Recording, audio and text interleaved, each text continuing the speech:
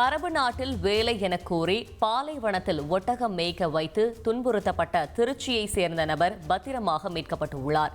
ஏஜென்ட்கள் மூலம் நாகப்பட்டினம் மாவட்டத்தைச் சேர்ந்த கவாஸ்கர் என்பவர் கடந்த 5 மாதங்களுக்கு முன்பு அரபு நாட்டில் வேலை என கூறி அழைத்து செல்லப்பட்டு சரியான உணவு, உடை உள்ளிட்டவை ஏதுமின்றி வலுக்கட்டாயமாக பாலைவனத்தில் ஒட்டகம் மேய்க்க வைக்கப்பட்டுள்ளார். இதுகுறித்து ஒரு நைஜீரியர் உதவியுடன் அவர் தனது குடும்பத்திற்கு தெரிவித்த தகவலின்படி அவரது உறவினர்கள் அரபு நாட்டில் உள்ள நாம் தமிழர் கட்சியின் செந்தமிழர் பாசறை மூலமாக கவாஸ்கரை மீட்க முயற்சி செய்தனர். அதன்படி சட்ட ரீதியான நடவடிக்கைகள் ஏதும் கை கொடுக்காத சூழலில் நாம் தமிழர் கட்சி நிர்வாகிகளே அந்த ஒட்டக பண்ணை உரிமையாளரிடம் விசா கட்டணமாக 1.5 லட்சம் ரூபாய் கொடுத்து கவாஸ்கரை மீட்டுள்ளனர். பிறகு மீட்கப்பட்ட கவாஸ்கரை நாம் தமிழர் கட்சியினரை அரபு நாட்டில் இருந்து திருச்சிக்கு விமானம் மூலம் அனுப்பி வைத்தனர். திருச்சிக்கு வந்த கவாஸ்கர் தனது மனைவி, குழந்தைகளை கண்டதும் கண்ணீர் விட்டு கதறி எழுதார்.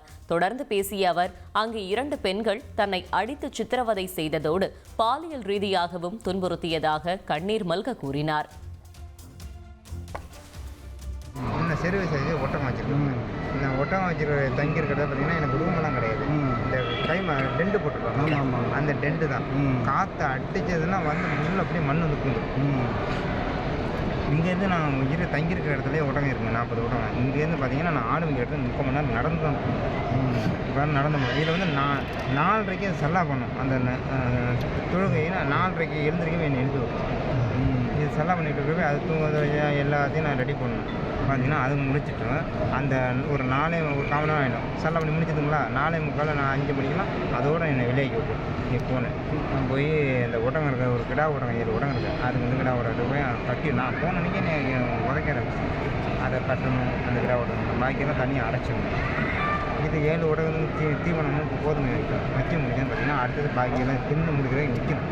பயந்துகிட்டே நிற்பேன். உதச்சிட்டு அதுக்கு பிறகு அந்த ஒட்டகத்தை எல்லாத்தையும் சேர்த்து ஒன்றா ஓட்டி விட்டு ஒரு திரும்பி ரிட்டன் வராத அளவுக்கு கொண்டு போய் விட்டுட்டு மறுபடியும் வந்து அதுக்கு பிறகு நம்ம ஆட்டுக்கு போகணும். நடந்து 3/4 மணி நேரம் நடந்து போகணும். சீமான் வந்து சவுதியில் இருக்கிற பொறுப்பாளர்கள் தொடர்பு உடனடியாக மீட்குமாறு அறிவுறுத்திச்சு.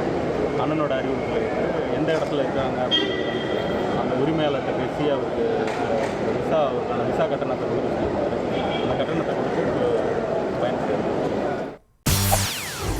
செய்திகளை உடனுக்குடன் தெரிந்து கொள்ள உடனே சப்ஸ்கிரைப் பண்ணுங்க.